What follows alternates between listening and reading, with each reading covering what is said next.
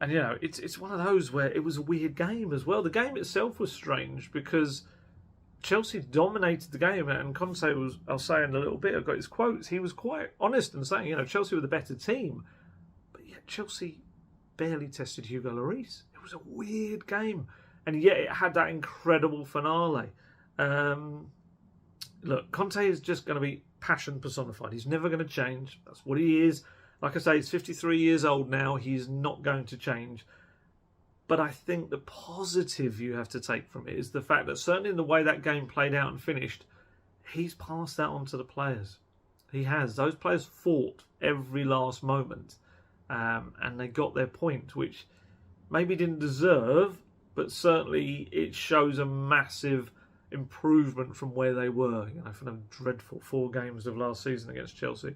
And he was asked, Conte, after the game about, you know, do you feel that your passion has spread onto the players? His answer was quite nice. He said, you have to show every time passion, because the result can be positive or negative, but I think the passion is very important. In every job that people do, you have to love your job. You have to love your work and to show the passion.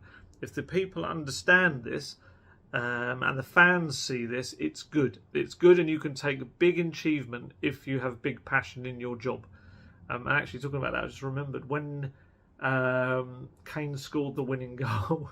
Sorry, I've done the same. Kane did this in his interview, called it the winning goal. It wasn't a winning goal, the equalising goal, but it felt like a win. It did. It was weird.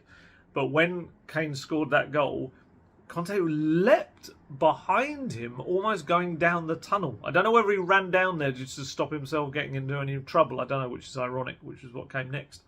But yeah, he just suddenly vanished. Honestly, if you find the footage, he just ran down into the mouth of the tunnel. It was so weird.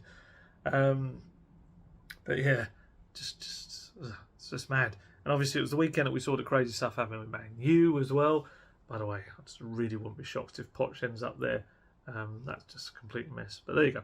This isn't about a Man U mess at Brentford, who were very good. I hope, you know, I think Brentford haven't got maybe the credit they deserve for a terrific performance as well in that one.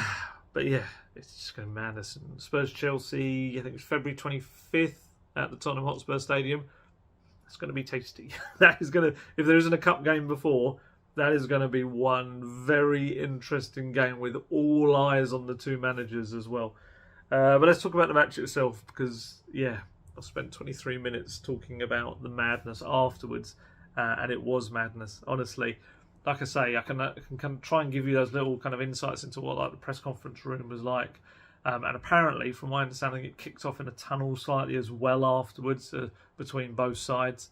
So yeah, it was all happening. It was all happening. But the match itself, I mean, before the game, it was just so completely different. I was watching Fabio Paratici and Greta Steinson, his new number 2, were really involved in the warm-up. They were talking away to Gianpiero Ventroni, the fitness coach, other fitness coaches as well, sports science staff, just making sure the players were, I guess, was just absolutely ready for the game. And to be honest, some people kind of criticise this on Twitter. Maybe it's because they were annoyed at what happened later. But I said, and I stand by this 100%, the first 5 to 10 minutes, Spurs started brightly. They were pressing high up the pitch. They showed really good intensity, kind of created a couple of half chances and getting the ball into the box. I think Kane had a block shot. Maybe Sonny did as well. And then it just all changed. Tuchel's tactics were good. They kind of got hold of the game. Reece James, I thought, was excellent. It was kind of unfortunate for him, I guess, that he ended up having that final touch on Kane's header, because I felt he was given a very specific role and he carried it out to the letter. He was on the right of their back three, and his role was very, very high energy role, was to either get up the pitch and put in crosses, which he did, many dangerous ones, but also to essentially stick to Sonny like glue. So wherever Sonny went, you saw James there very quickly snapping at his heels, and then Mount would come in as well, or Loftus-Cheek.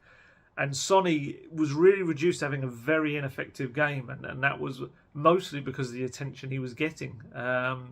It made it difficult for him. His control wasn't great. He was losing the ball, and that was really because he was just being constantly harassed. And ordinarily, I think I said this in previous videos, that should mean opening up space for others.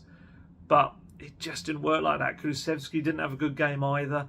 One of his probably least impactful performances for Tottenham as well. So it was clever by Chelsea. They ended up kind of taking both of the Kane's foils out of the game, as it were. And Kane had some little moments. He was threading some nice balls through, but it didn't really come to anything. Even to Sessegnon as well, had a big chance as well, though might have been offside. So it all started so well, and it just kind of quickly deteriorated. And I think I really would say Reece James was a big part of that. And I actually thought Loftus-Cheek, playing as a wing-back, played well as well. But like I say, weirdly, the stats after the game, for bear in mind Chelsea had 64% of the possession, barely tested Lloris. You know, Lloris had the one save that he made. Trying to think who had a shot. Was it Loftus-Cheek? It came in from the right-hand side, maybe Sterling.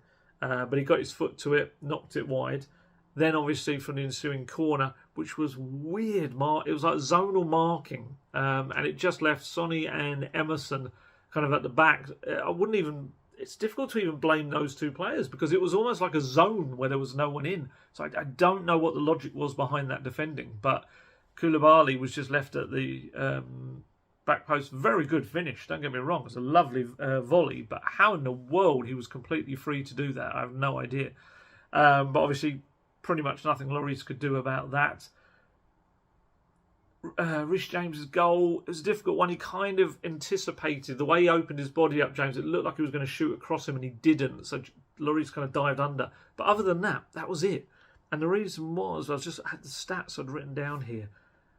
Chelsea had 3 shots on target from 16 efforts. That was it, 3 shots. So obviously 2 goals and the one that he saved. Whereas Spurs actually had 5 shots on target from 10 efforts.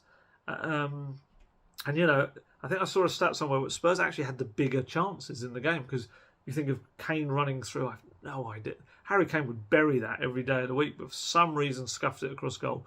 Sessegnon had that chance, like I said, as well. Sonny ran through and hit a shot that wasn't the strongest, and Mendy got his hand to that.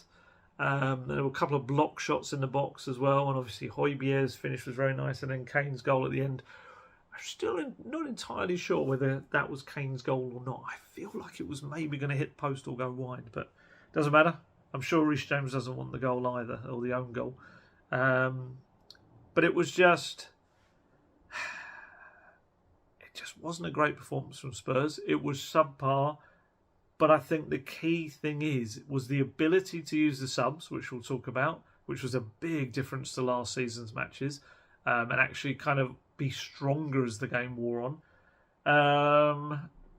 And I think just getting a point when they didn't deserve it against a team that they really haven't picked up many points at all, let alone, you know, wins, but also just draws at Stamford Bridge have not exactly been a very often seen sight, as it were.